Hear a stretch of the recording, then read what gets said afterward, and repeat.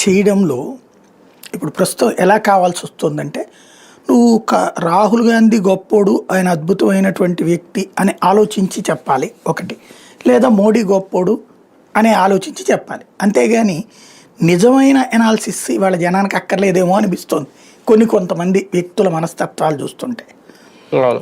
ఇక్కడ పాయింట్ ఏంటంటే రాహుల్ గాంధీ ఏమంటున్నాడు, దొంగ ఓట్లు చేర్చి మహారాష్ట్రలో గెలిచింది అంటున్నాడు. ఇక్కడేమో దొంగ ఓట్లు తీయద్దు అంటున్నాడు బీహార్. ఏంటి అసలు అది? అక్కడ ఓట్లు చేర్చారంటాడు, ఇక్కడ ఓట్లు చేర్చారంటే తీయద్దు అంటాడు. అది ఎట్లాగా?